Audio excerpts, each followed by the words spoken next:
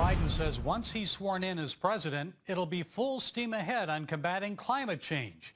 Biden says the United States will rejoin the 2015 Paris Accord on the first day of his presidency. He also promises to hold a global climate summit within his first 100 days. So is the Green New Deal and a global carbon tax coming to the USA, or will Biden propose something else? Well, joining us is Gregory Wrightstone. Mr. Wrightstone is a geologist and the executive director of the CO2 Coalition in Arlington, Virginia. He is best-selling author of Inconvenient Facts, the science that Al Gore doesn't want you to know. Greg, it's good to talk to you again. So last fall, NPR Marist poll found only 12% of Americans say they're concerned about climate change. Yet it appears Joe Biden and the Democrats are making it a priority. So where do you think Biden plans to take us on this issue? Well, yeah, he's going to take us someplace that's not going to be very pleasant for everybody in America. In fact, I'm in the middle of putting the final touches on a new commentary. The title is Joe Biden and His Climate Plan, Be Afraid, Be Very Afraid. And we can tell how serious it is by who he's putting on his administration. He started with John Kerry as his climate czar, if you will.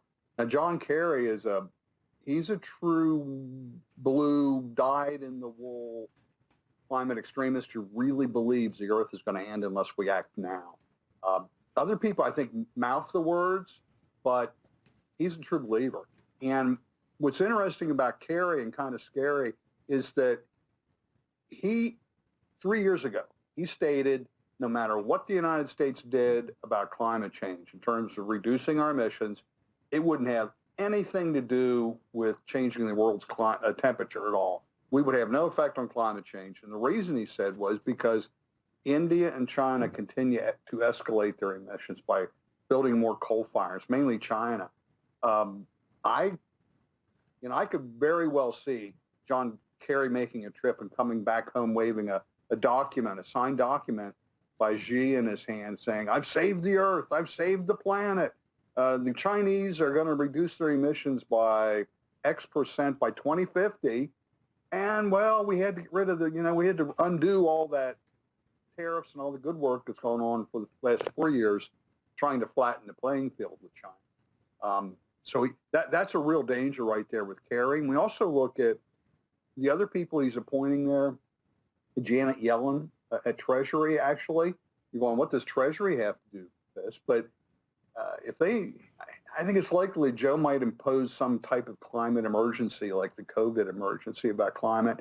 And Janet Yellen's been a huge, huge supporter of carbon taxation scheme. She calls it a free market solution to the climate change problem. I call it a solution in search of a problem. And Greg, that would be very costly to the U.S. I mean, some people are estimating as much as $90 trillion over 10 years. How could we afford that as a nation? Would that bankrupt the country? It'd put us on our knees, economically put us on our knees. It would, and that's what the Chinese want. This is going right in with their scheme. Boy, they would love nothing better than to impose a carbon tax on America and on the Western world. It would cripple us economically. It would elevate the Chinese economy because they're not going to do anything. We know that. Is that the goal, Greg? Is that the real goal, Greg, in all of this? Because I know Biden pledges to reduce carbon emissions in the USA to net zero, and by 2050 saying it would be good for the economy because it would create jobs. Also, Governor Gavin Newsom, right? He's already said gasoline-powered automobiles will be phased out in California by 2035. So both men support phasing out coal and oil and gas fracking. But what about the jobs? What do you think of those steps? You got to make sacrifices. We all have to, we'll lose millions and millions of jobs, and it's going to cost you a lot more each year for everything you buy. The goal of a carbon taxation scheme is to raise the cost of energy, electricity, gasoline, everything else, and make those types of energy uncompetitive against their so-called clean brethren in wind and solar. There's a growing backlash against wind power across throughout the world. And Biden also wants the Department of Defense, the U.S. military, to lead the way on carbon reduction. What do you think of that idea? You can't make this stuff up. His 6 priorities is number 6 on the list is security of the nation for the military. For the military, that's number 6. The other climate change came in at number 4 for the military priorities. It's it's too scary you can't laugh at it. If somebody was writing a novel, you go, come on, that's not. Nobody would do that.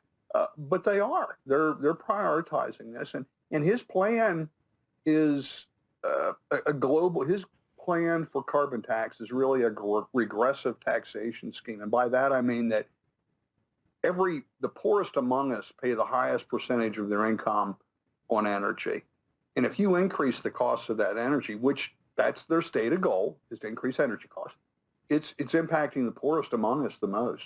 If you're making $300,000 a year, well, $40,000 for energy costs, that's not much. But if you're making $50,000, it's a lot. It's not a good idea, and it's going to be very economically crippling here to the United States. Well, plenty of material for a new book for you, Greg. Gregory Wrightstone, geologist, author of the book Inconvenient Facts, the science that Al Gore doesn't want you to know. Thank you, Greg Wrightstone, for sharing your insights. Thank you, Gary.